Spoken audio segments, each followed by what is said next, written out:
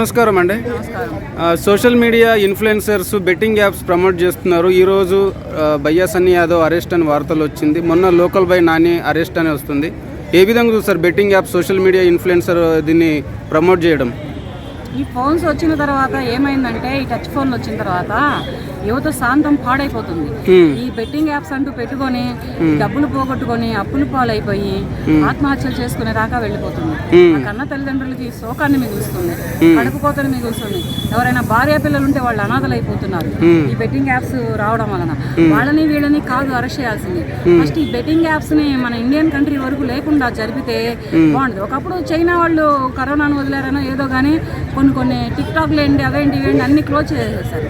అలాగే ఈ betting apps కూడా క్లోజ్ చేస్తే కొన్ని ప్రాణాలు దక్కుతాయి ప్రజలకి. కొంతమంది బిడ్డలు మిగిలిపోతారు తల్లిదండ్రులకి, కొంతమంది యువత మిగిలిపోతారు భార్య పిల్లలకి. దీని మీద ఏంటంటే లోకల్ బాయ్లో లేదంటే సన్నీడియోలో మమ్మీడియోలో వాళ్ళు గారు అరెస్ట్ అవ్వాల్సింది. ఫస్ట్ ఈ బెట్టింగ్ యాప్ అనేదాన్ని తీసేయాలి. ఇది అనేది తీసేశారనుకో వీళ్ళు ఎవరు అరెస్ట్ అవ్వాల్సిన పని ఉండేది కాదు, వీళ్ళు ఎవరు అరెస్ట్ చేయాల్సిన పని కూడా ఉండేది కాదు. దయచేసి ఈ బెట్టింగ్ యాప్స్ ని మన గవర్నమెంట్ చర్య తీసుకొని మన ఇండియన్ కంట్రీ వరకు కూడా మరి ప్రధానమంత్రి గారు అయినటువంటి మోడీ గారు కూడా చర్య తీసుకొని మరి కొంచెం అరికడితే యువత అనేది బ్రతుకుతుంది. ఈ రాష్ట్రంలోనే కాదు, మన ఇండియన్ కంట్రీలో ఎన్ని రాష్ట్రాలు ఉంటే అన్ని రాష్ట్రాలలో ఎక్కడో ఒక దగ్గర ఈ బెట్టింగ్ యాప్స్ గురించే కానీ ఈ బెట్టింగ్ల గురించే కానీ ఎక్కడో దగ్గర హత్యలు ఆత్మహత్యలు జరుగుతున్నాయి.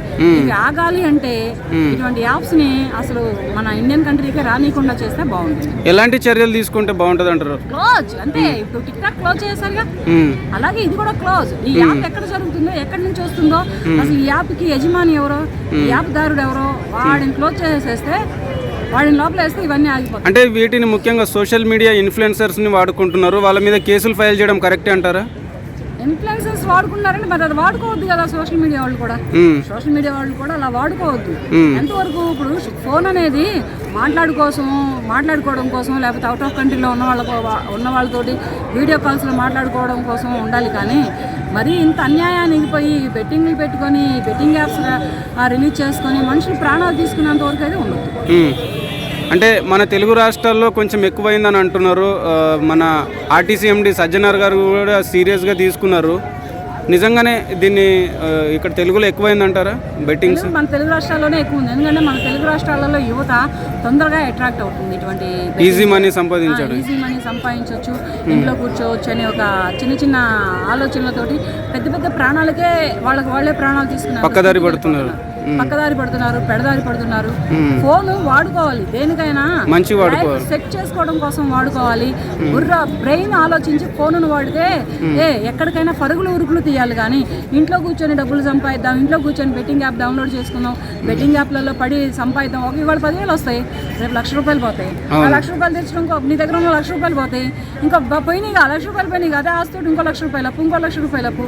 ఈ 2-3 లక్షల అప్పులు తీర్చలేక ఈ యువత ఏం చేస్తుందంటే ఆత్మహత్యలు చేసుకుంటుంది. ఇటువంటి జరగకుండా ఉండాలి అంటే ఈ బెట్టింగ్ యాప్లు మన పోలీస్ వ్యవస్థ కొంచెం గట్టి నిఘా పెట్టాలంటారు. వీటిపైన పోలీస్ వ్యవస్థ పెట్టాలి, న్యాయ వ్యవస్థ పెట్టాలి, మెయిన్ మన ముఖ్యమంత్రులు పెట్టాలి. ఏ రాష్ట్ర ముఖ్యమంత్రి అయినా కానీ ఈ బెట్టింగ్ యాప్స్ మీద నిఘా పెడితే చాలా వరకు యువత ప్రాణాలని కాపాడొచ్చు. Okay madam, thank you.